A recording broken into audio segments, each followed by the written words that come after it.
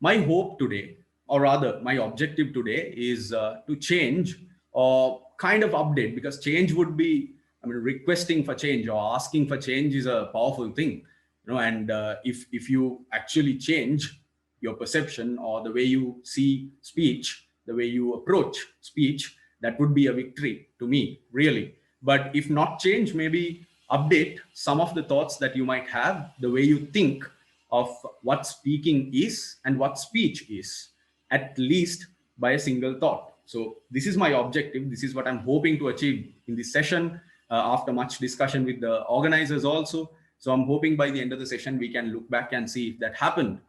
On that note, let's start by clearing out a misconception. I think this is very important. Is that all great performers are great speakers? By all means, just because I have been invited here doesn't make me a great performer. If you look at some of the greatest performers, even Mozart, Beethoven, uh, even Hans Zimmer, some of the contemporary musicians, the best doctors in the world, the best farmers in the world, the best carpenters in the world, the best architects, the best designers in the world, they are not great speakers. Even Mark Zuckerberg was not a great speaker. He was excellent. He was probably the most brilliant coder in the world. So we have to understand, and I want to make this very clear, never, ever think that a great speech or a great speaker makes a person better. That is a complete misconception. All great performers are great speakers. Absolutely not.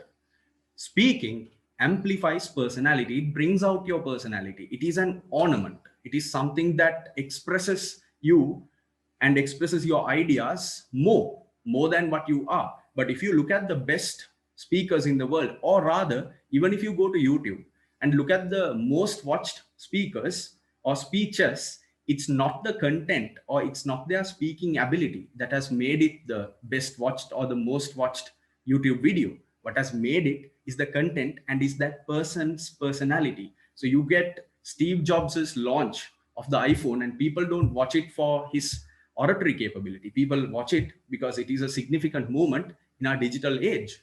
And what it additionally does is it clarifies context. It gives you the picture. It tells you what is really going on. So it does not equal personality or performance. Do not ever mistake a good speaker to being a good performer in whichever discipline. Speaking is a skill. It's not a talent. Anybody can do it. Anyone can do it. I am doing it. You can do it. It is a skill. It is not a talent. Please remember that. Don't inflate or don't conflate the idea that a good speaker is a good performer. So this is one key misconception that I want to get out of the way as I begin to talk about speaking. On that note, I will be exploring 3 questions today. Why, or rather, you can ask yourself, how many times, rather, the best way to go about this is, how many times have you asked these questions from yourself? Why do I speak? Question number 2, what must I speak? Question number 3, how should I speak? So if you can tell me that you have thought about these questions a million times in your life, then brilliant, amazing. I personally feel like these are questions that we must ask ourselves often, and I personally try to do that in most occasions. And today's session, I'm trying to establish premises around these 3 questions. So you have to help me. You have to try and, given that you even got the notebook, you have to try and work with me here. I'm not going to bother you too much, but I may ask a question or two, or maybe try and to get an opinion during the presentation. And I have one now. Why do you think we engage in speaking? Why do you think, why do you think you speak? Why do you speak? Or why do I speak? What are your answers? What are your thoughts here? If I could get a maybe list on the chat, why do you think we speak? Let me try to put them down here. Any thoughts? It's an interesting question when you ask it. It seems obvious, but then there could be so many reasons why we speak. Sure, okay. We have to communicate. Brilliant. Thank you, Himaza. Right. Brilliant. Expressing opinions. Sure. Share ideas.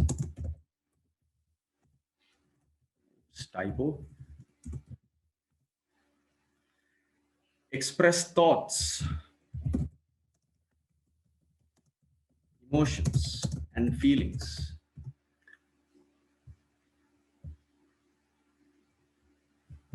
Okay.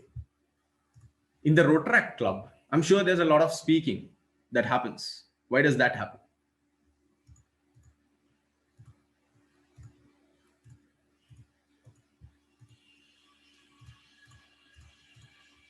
Um, to be occupied. Interesting answer. Right? So to fill the void, sure, I understand. To get to know others, to get to know others. Okay. To present self,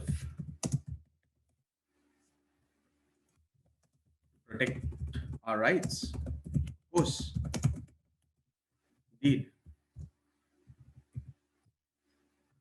To argue, okay, to gather knowledge.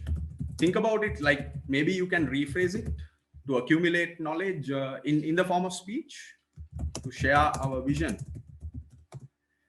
My goodness, this list is getting very lengthy. If we can do so much using speech, then why do we have to do anything else at all? To address contradictions, okay,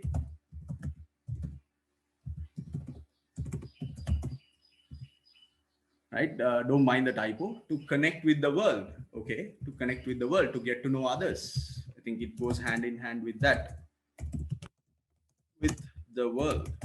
Brilliant. So the truth is I don't disagree with any of these answers. All of these are obvious and definitely correct. So brilliant job, guys.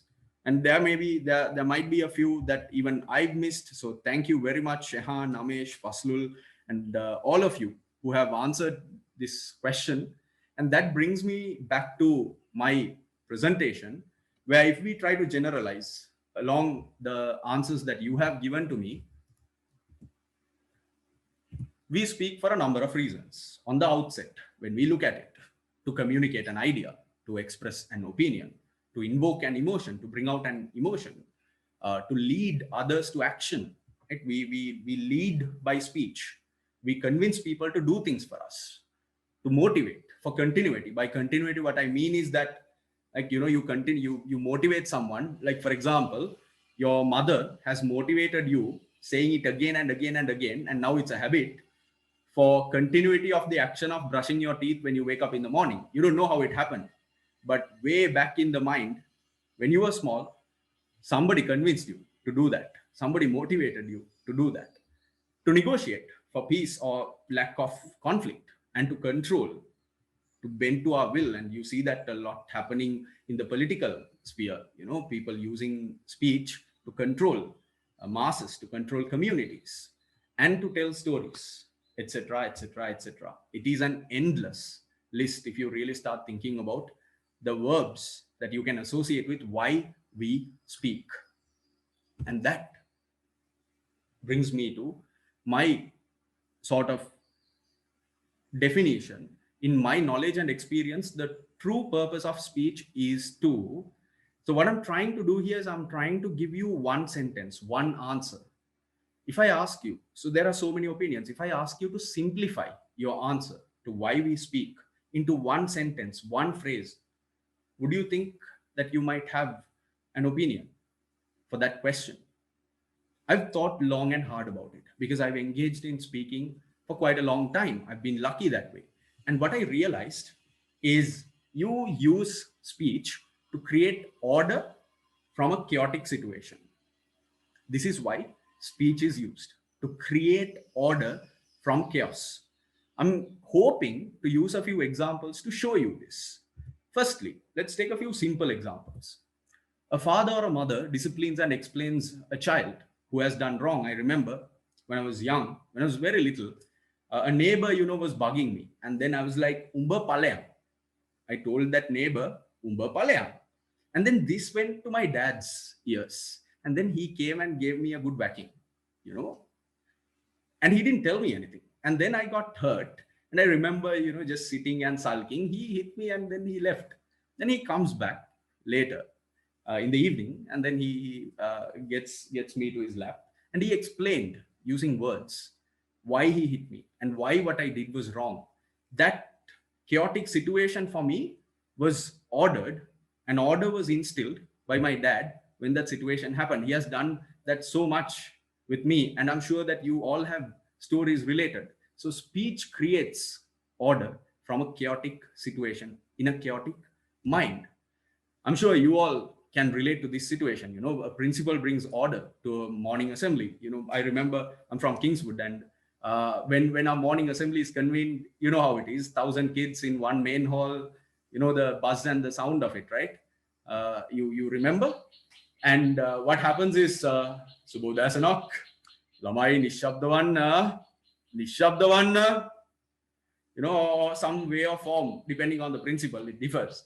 And then, api dam pasal gite gayana karna. So you use speech to bring order. This form of this behavior of speech, we continuously see in whatever we do. A judge brings order to the courts. A monk or a reverend or a priest preaches to a community. It's in the form of speech. A couple can fight and clarify and move past a stalemate, an impossible situation. They can speak, they can clarify things and move beyond that. And even if you go a little bit more in deep, consider Lord Buddha's form of spreading the message of the Buddhist order, Buddha Shasana, right? Buddhist order, we call it. Or consider the Genesis stories that we have, the expression of God speaking. I want to take your attention to something interesting that you might not have thought about. If you look at the basic teachings of Lord Buddha, and if I type Buddha said, right, and the form of how he expressed his opinion and the form of how Lord Buddha shared what he learned and his experiences and his teachings, it's in the form of speech. And we see this continuously. We see this instance, like, for example, I can tell you, one of the most famous things that the Dhammapada gives us is the kind of seed sown will produce that kind of fruit. Those who do good will reap good results. Those who do evil will reap evil results. If you carefully plant a good seed, you will joyfully gather good fruit. Lord Buddha said, right? It's not in the form of illustration. It's not in the form of action. So speech can create order. If I take the book of Genesis and if I type, if I type the term God said,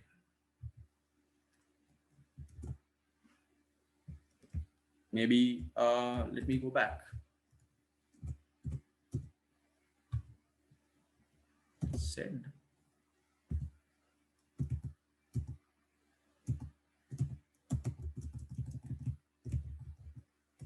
Look at the first few sentences, right? Now, this don't make it a religious situation. It's not, right? These are instances and examples of where speech has created order, and stories are always what connects us. So we have a connection to how these stories work.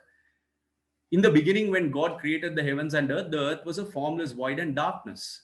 Then God said, "Let there be light," and there was light. And God saw the light was good.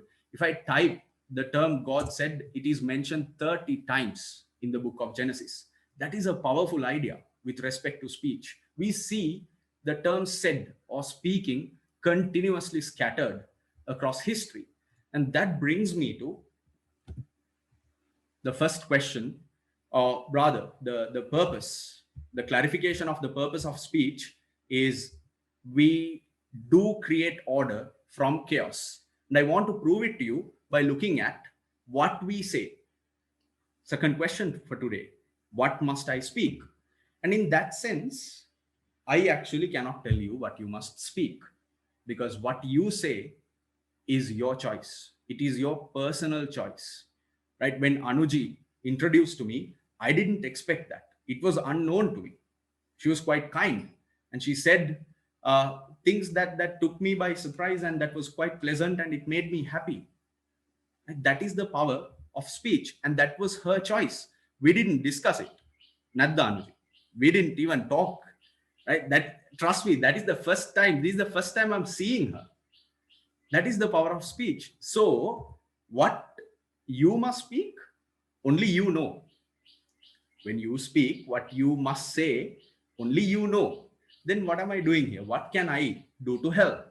Today, I can share with you some of the qualities and characteristics that must be in what we choose to speak. Qualities, characteristics. What are these? Number one, precision. We have to be precise in our speech. Number two, clarity.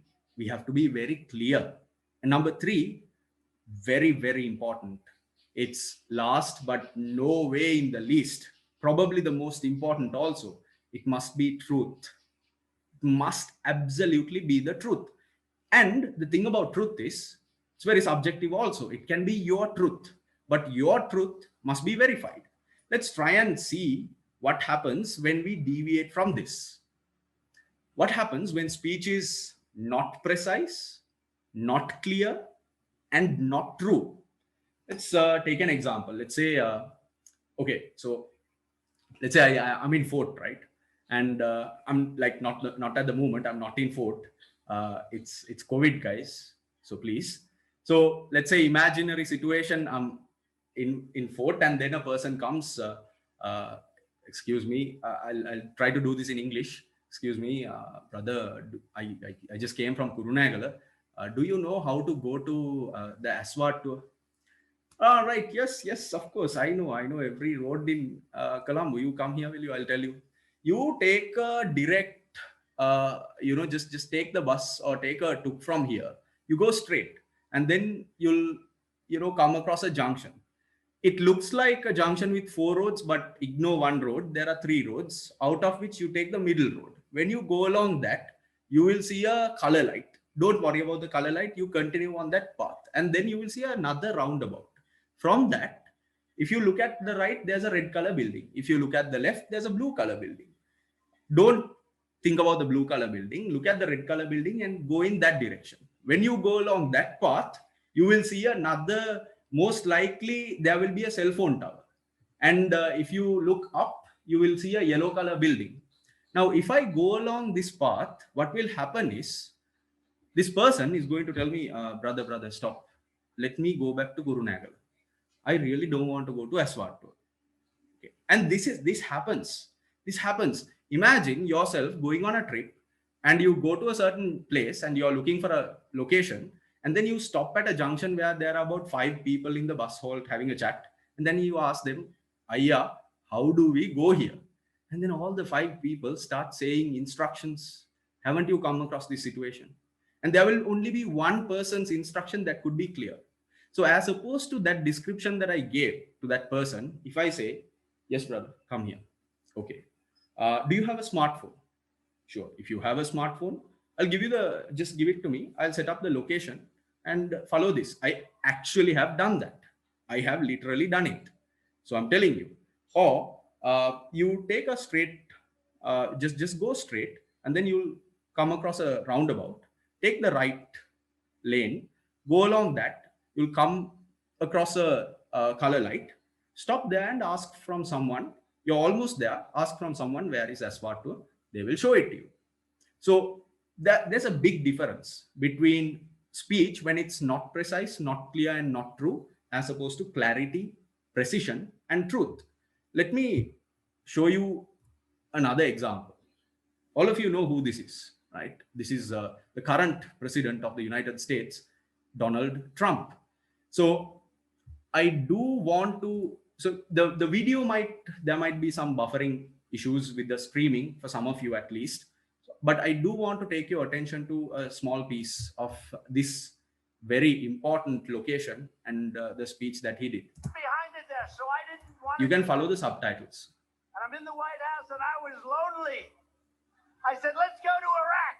Okay, General Raisin Cane, how fast can... Sir, we can have it totally finished in 1 week. I said 1 week, and yet I see senators that are there for 20 years. White hair.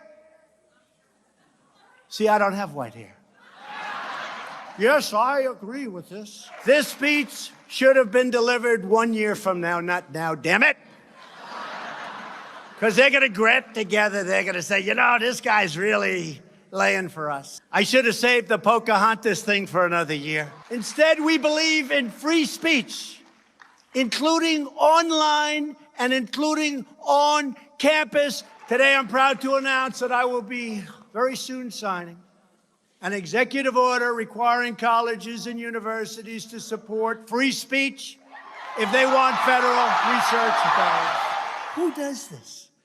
Other countries say, get the hell out of here. They will execute the baby after birth. Donald Trump should not, under any circumstances. They're trying to take you out with bullshit, okay? With bullshit.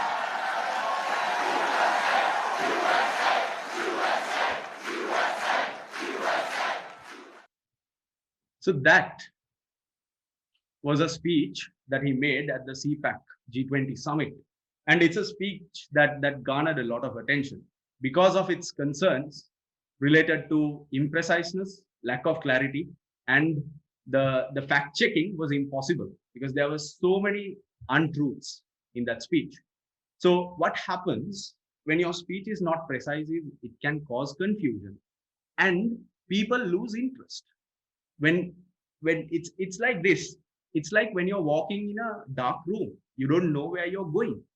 And that can cause a loss of interest. When your speech is not clear, it causes misunderstanding and it can send the wrong or the unintended message. And that is what we see happening in 2016, happening in the United States and happening probably now even. We don't know. We will soon know, in about a month. And when your speech is not true, you get exposed. You're shown to the world to who you truly are. And people lose trust in me, in you, and you stop getting taken seriously. All these things have happened with that example I showed to you. So we live in a time and age where we can think about these things. And that brings me to the question, what happens when speech is imprecise, unclear, and untrue? To be really honest, I want to take your attention to a little bit of history. Tell me if you recognize these individuals. That is, I'm sure you know him from the mustache. That's Adolf Hitler. Correct. Agreed. And this, anybody knows who that is? He's the founder of the USSR, technically speaking. It's Vladimir Lenin. You know Lenin? This, anybody knows who that is? Sure, you've checked out your history. These are people who had significant impact in the way we live now. This is Joseph Stalin, right? The final incumbent of the USSR. Anybody remembers who this is? That's Robert Mugabe, right? Ex-president of Zimbabwe. And that is Benito Mussolini of Italy. And that is Mao Zedong in a much younger version of his that I found very compelling in terms of the image. And that is ex-president of Sri Lanka, one of our former presidents, J.R. Jayawardena. Now, all of these people used speech very effectively, right, to gain the position they were in. And if you really look at the things that happened within the particular regimes, there were imprecise, unclear, and untrue things that were said. I'm no judge, neither jury, right? But if we look at history, we can try and extract some facts. During these men and during their regime in power, I looked at the lowest death toll estimates, right, that were directly attributed to the regime itself. Adolf Hitler, 13 million deaths. This is the lowest, right? It goes up to about 45 million on the other end. Vladimir Lenin, 3 million deaths. Stalin, 20 million deaths. Robert Mugabe, about 10,000 people. Mussolini, about 11 million. Mussolini and Stalin. So these were people who were right at the middle of the Second World War, if you remember. Mao Zedong, China, the 15 million, he's the founder of the Communist Party. And Jayawardhan is about 60,000 people, but I think that number varies, right? And I'm not saying that these people, I have to be very clear. I'm not saying that these people killed or murdered. I'm saying that this happened during their regime. And when we look at the things that were said, there were imprecise, unclear, and untrue things that were said. Imagine the power of speech. Now, in contrast, tell me if you recognize these individuals. Ah, yes, of course. How could you not? That is former President Mahinda Rajapaksa with that beautiful smile of his, right? That he used to entice the entire country and the entire, well, in most cases, even the world. Who is this? This is, you know him very closely, Barack Obama, right? And that is Sir Winston Churchill. And this is one of my favorite sportsmen, sorry, not alive, but one of my favorite sportsmen of all time, Muhammad Ali. This is Nelson Mandela. Yes. And we have another one of my most favorite human beings of the past century, Dr. Martin Luther King Jr. Now, when you look at these people, in contrast of the previous people I showed to you, these individuals used speech to great effect.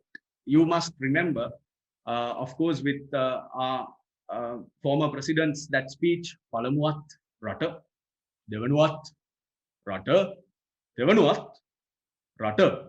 Do you remember that speech? So Mahinda Rajapaksa, he became an iconic political symbol and acquired the power to end the civil war and remains active to date. And most of his recent power comes from his beautiful speeches. Barack Obama became the first black president of the United States of America, serving both the terms. Sir Winston Churchill promoted diplomacy during the height of the Second World War as best as he could. And he brought certain forces together to cull the Hitler and the kind of situation where we can get into the specifics later. Muhammad Ali opposed the Vietnamese War very publicly, and he retained his position in time and inspired millions to voice their truths. Nelson Mandela ended the apartheid, that systemic oppression of black people. When you hear what has happened, when you see what has happened during the apartheid, it's unbelievable that another human being could treat a fellow human being in that way. And that was the norm. That was the norm. That was normal. And Dr. Martin Luther King Jr., he led the US's civil rights movement, to which we can attribute Barack Obama becoming the president. So it is something that Dr. Martin Luther King started, that was, kind of finally embodied by the presidency that Barack Obama received. So these individuals used their speech to create order from chaos without doing otherwise. That is what we must remember about speech. When we speak, we have to understand that we must be precise, we must be clear in what we say, and we must speak the truth. That brings me to the final question of the day. So, okay, sure, we know why we need to speak to create order from chaos. We know what to speak, but then how do we speak? This is the million-dollar question to some of you, but I think the first two questions are very important. And then trying to answer how we must speak, first, of course, we must figure out why we want to speak. We must have a purpose. And if you already have a purpose, it means there's an opportunity for you. There's a place for you to speak. And secondly, you must figure out a precise, clear truth to say. And it usually depends on the purpose. Now, when I got this invite and we were discussing about, I was thinking about what to speak and what to say, I needed to come up with a precise and clear truth. So in that sense, all you have to do after that is to go ahead and just do it. Just speak. First, figure those two out, the purpose and a precise, clear truth, and then just do it. Now, how do we do it? You will ask me. The truth is, guys, when we think about people who speak by and large, even a joke doesn't land when the why and the what are unknown, when they are unclear, when we don't know the purpose, and when we don't know what we want to say, things don't work out. Tell me if you recognize these individuals. Some of the most famous speakers that we have active today. That is Jerry Seinfeld, yeah, who had his own show, the Seinfeld Show. This is definitely someone many of you might be familiar with from his movies. That is Chris Rock, another great actor also. That is Jon Stewart, who was the longest standing host of The Daily Show. This one, of course, I'm sure that many of you know, especially if you're a YouTube junkie and if you associate with a lot of stand-up comedy at the moment. That's Trevor Noah, one of the most, in fact, he was considered to be one of the most influential people by the Times Magazine just last month. That is my favorite in this sphere. That is John Oliver, who is the host of the Last Week Tonight of HBO. And that is Dave Chappelle. He is the longest standing frontrunner to being the richest comedian alive. And this person, of course, you know who that is. And the moment you even see the picture, it must definitely bring a smile to you. That is Kevin Hart. He is the richest comedian alive. And the common thing about all of these individuals that you saw are they are into making people laugh. That is their purpose. Their purpose is to make people laugh. And Kevin Hart filled the Oklahoma Stadium just late last year. His shows were all sold out. Imagine the pull of speech. All he does is look at the attire. Just he wears his t-shirt, he wears his gold chain, the gold watch, and the gold bracelet, and the gold mic, and he speaks. And the beautiful thing about what they say is the purpose is to make people laugh. And in the things they say, they say things very precisely, they say things very clearly, and they definitely always say the truth.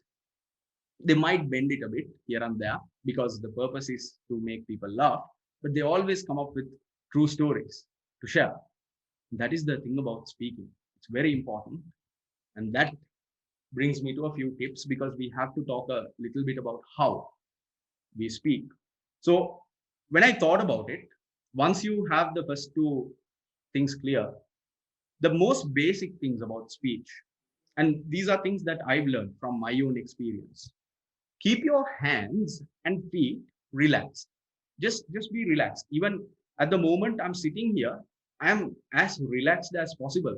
Before we started, I took a few breaths. I was just humming and I was listening to a song and I kind of relaxed. Because we have to relax. I'll show you why. Because the body is important. If I go back to the previous slide, and if I show you each of these individuals, look at their hands. Look at their hands. Pay attention to their hands.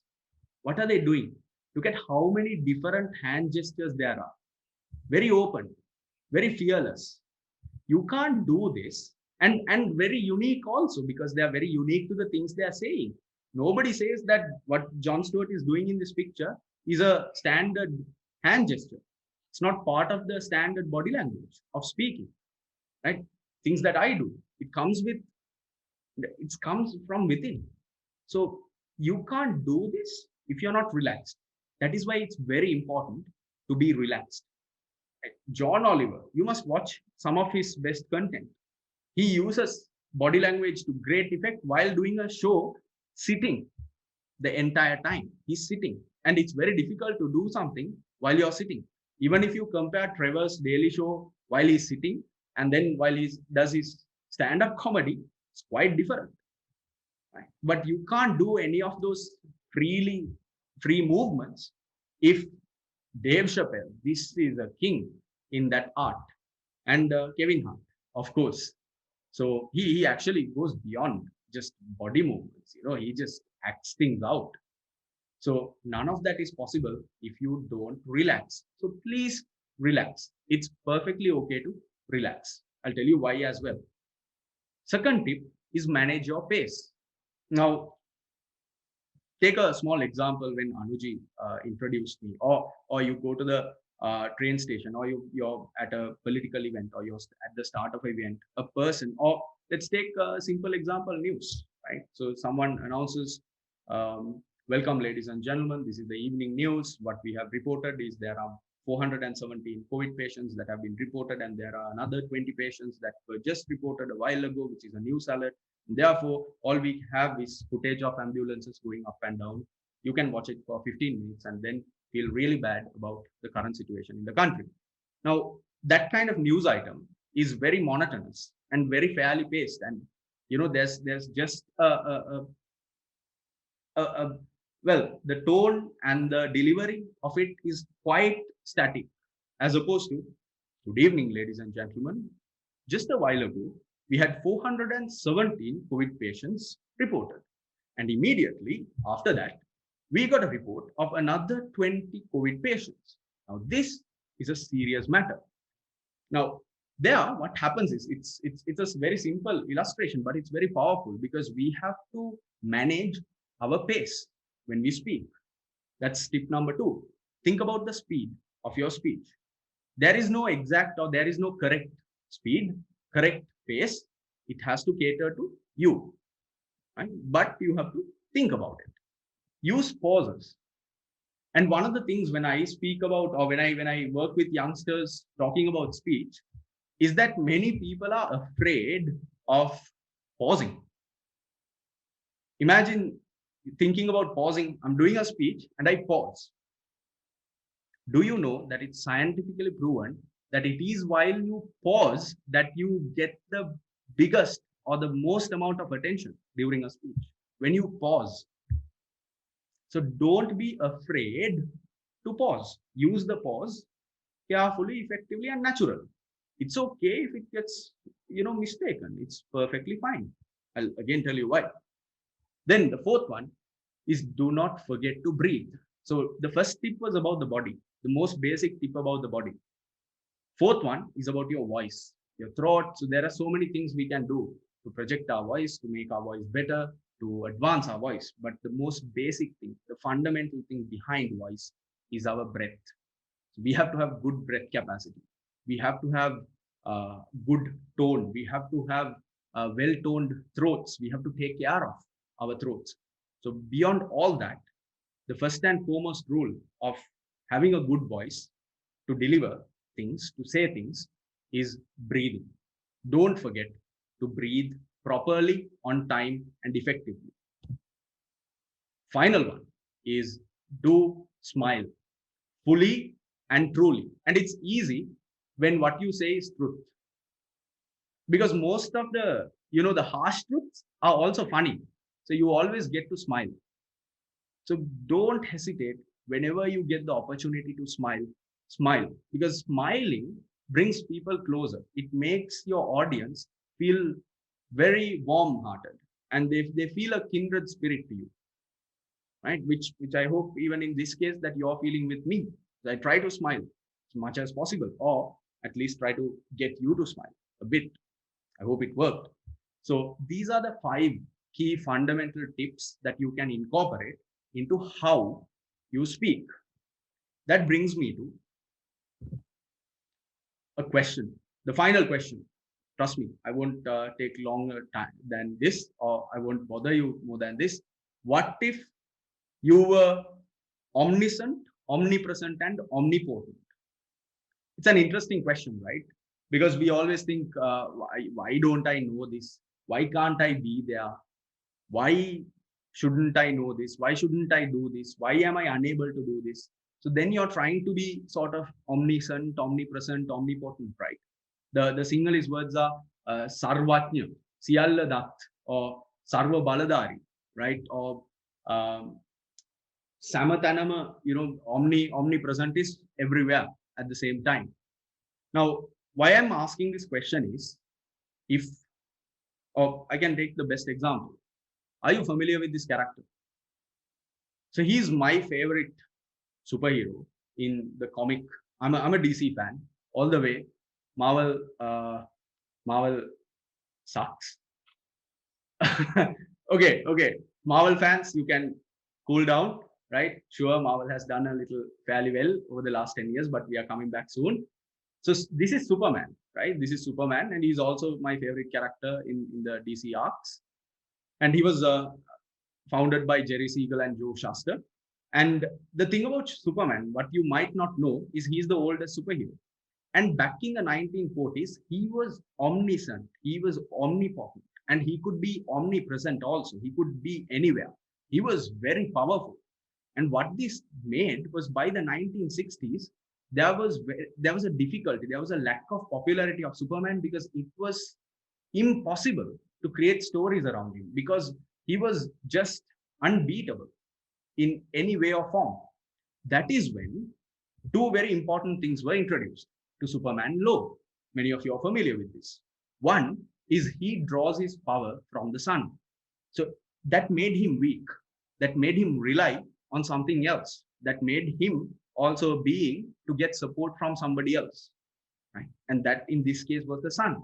And that created great opportunity for a lot of stories. He is only made powerful by the yellow sun for hardcore fans. The second very important thing, as you can see, is they came up with kryptonite, the radiation from things that from the kryptonite that belongs to Superman's home planet, and that made him an even weaker person. Different colored kryptonite could affect Superman differently. That made him even weaker. And that is where Superman law started becoming more and more and more popular. What I'm trying to prove here is, if you know everything, and if you are everywhere, and if you are always, there is nothing to know, nowhere to go, and nothing to be. Why am I saying this? And the thing is, when there's nothing to do, nowhere to go, and nothing to be, how boring is life, right? So we have this aspiration of how much we want to learn, how much we want to know, but it is in the unknown that we have the most beauty, that we discover ourselves. Do you recognize, tell me if you recognize this individual? Yeah.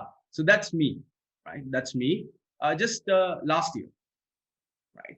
Me hosting a particular event. Rather, this was a particular speech, and that is us, me, and a couple of my friends you see in the back launching a company. This is me speaking to a bunch of parents, and this is sort of like a timeline of my backstory with respect to speech, my association to the act of speech. And we go, and all of these pictures have a beautiful story behind them, different scenarios. But never was the purpose speech itself. There was always a different purpose, to clarify something, to clarify a particular event. And you go along and you do this for a long time. And what I want to share with you as we go along and as we discover even my association to the act of speech is that I had to confront the unknown. It all boils down to this place, that badge I'm wearing. So I was very lucky and I was able to use the opportunities. And the thing about having to speak now, even this speech I'm doing, is I've not done it before I do it. It's unknown to me how it will go. And it's in the unknown, there is beauty. That is why I'm telling you, go face the unknown. Go grab that opportunity and face the unknown. It is only when things are not known that there's interest, there's beauty in life. So how do you speak? Figure out a purpose, figure out your precise, clear truth, and just do it.